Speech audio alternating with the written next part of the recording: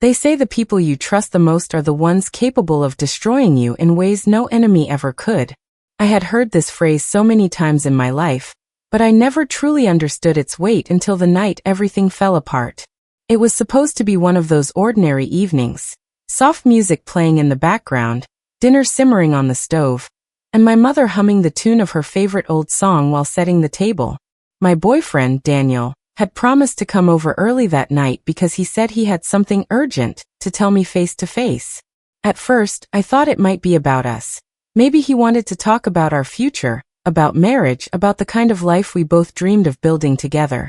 My heart was racing with hope, but little did I know, that conversation would turn into the darkest chapter of my life. When Daniel arrived, his expression was cold, unreadable, his jaw clenched as though he was carrying the weight of something unbearable. I tried to break the tension with a smile, but before I could even greet him properly, my mother stepped into the room, wiping her hands on her apron, and that's when it happened.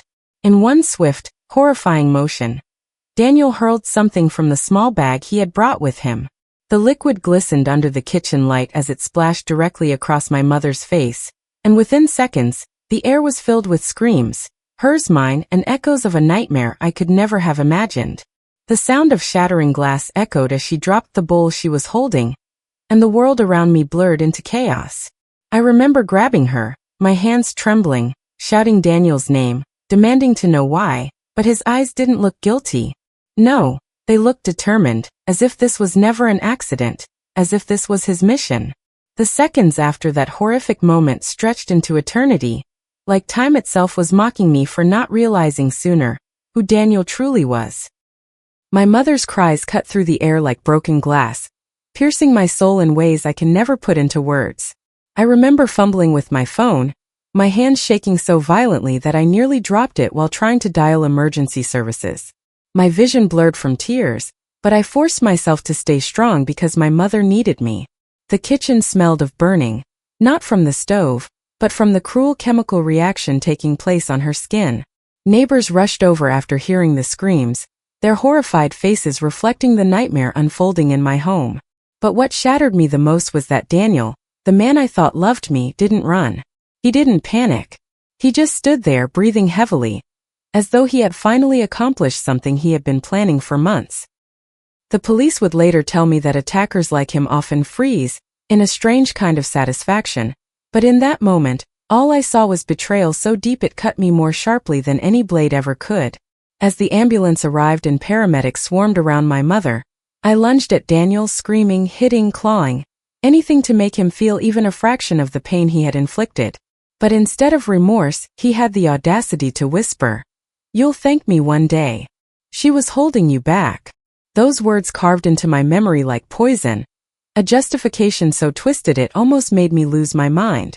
My mother, the woman who raised me alone, who sacrificed everything to give me a chance at a better life, was lying on a stretcher fighting for every breath. And the man I loved was telling me this was somehow for me? In the chaos, the officers handcuffed him, dragging him out while I collapsed to the floor, my body shaking uncontrollably. Yet somewhere deep inside, a small voice whispered that this was not the end of my nightmare. It was only the beginning. Because justice is never as simple as the movies make it out to be. It's messy, cruel, and painfully slow, and I was about to find out just how much strength it takes to fight not only for the truth, but for the dignity of someone you love. The hospital walls felt colder than ice, yet I was burning from the inside, my body trembling in ways I couldn't control. They wheeled my mother straight into the emergency ward, shouting medical codes I didn't understand, and left me standing there barefoot in a paper gown, my skin raw from endless decontamination showers. The fluorescent lights buzzed above me, too bright, too unforgiving, almost mocking the darkness that had settled over my life in a single night.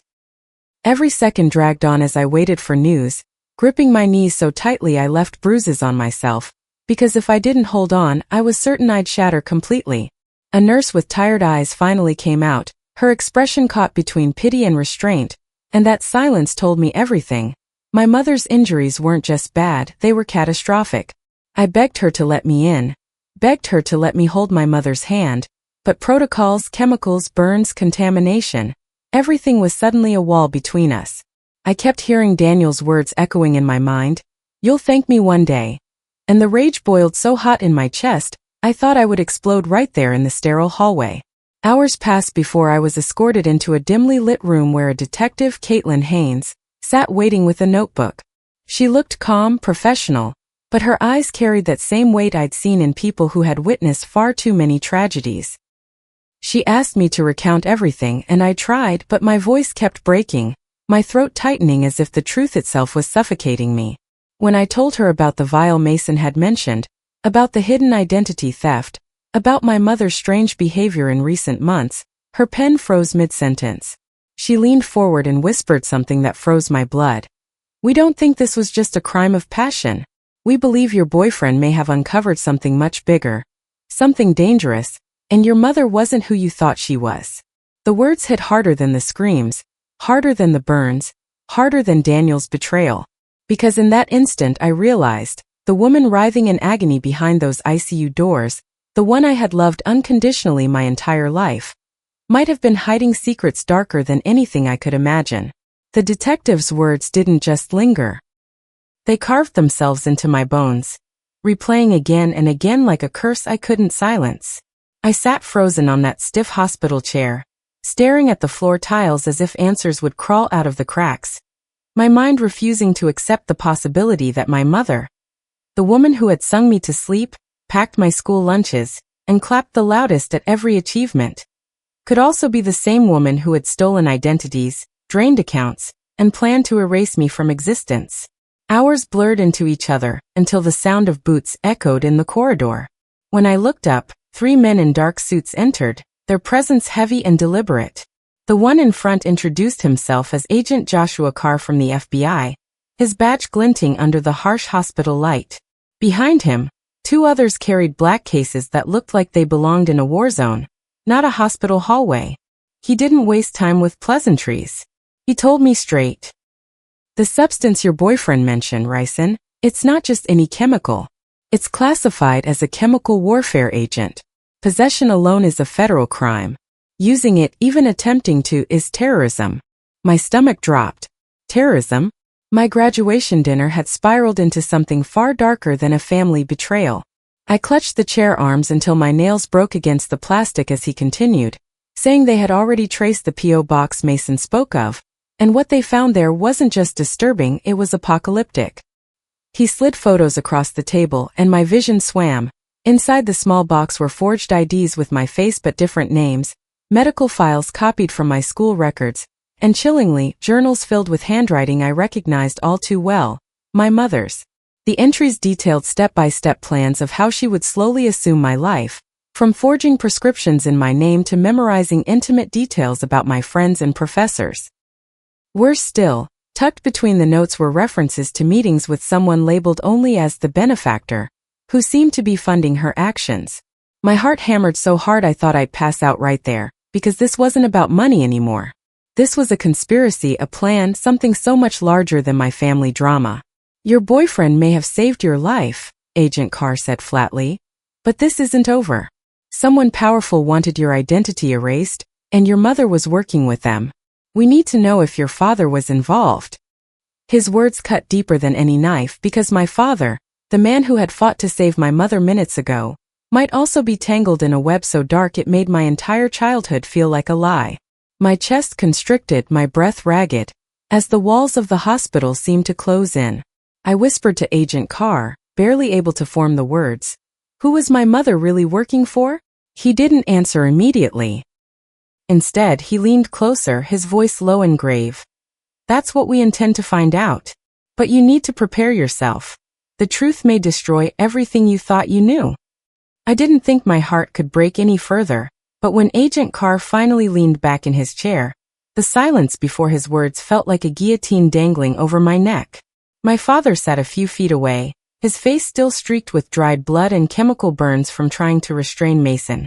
His eyes locked on the floor as if he already knew what was coming.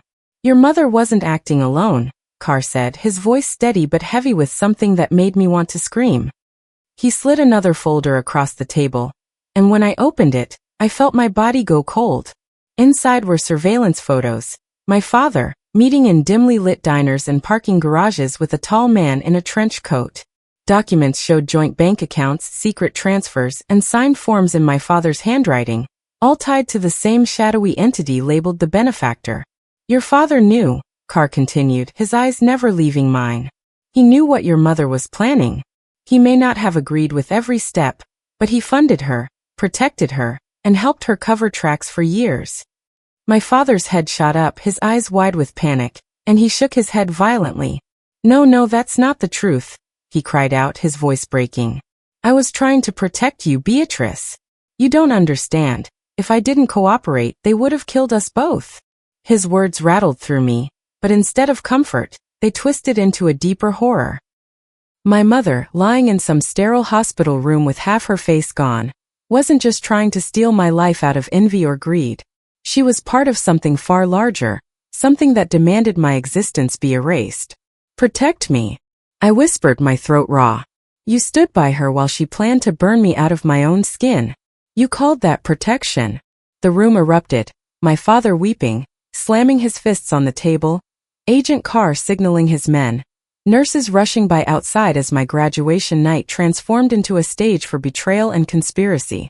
And then, before anyone could stop him, my father leaned forward, his eyes burning into mine, and hissed something so cold it pierced straight through me. You were never supposed to exist. The life you've lived, it wasn't yours to begin with. You were the mistake they sent me to correct. The words hung in the air like poison, and I felt the ground vanish beneath me. My own father, the man I thought had always been my anchor, was now the final crack in the illusion of family I had clung to. The hospital lights flickered above us, alarms blaring somewhere down the hall, and I realized with terrifying clarity that my nightmare wasn't ending. It was only just beginning.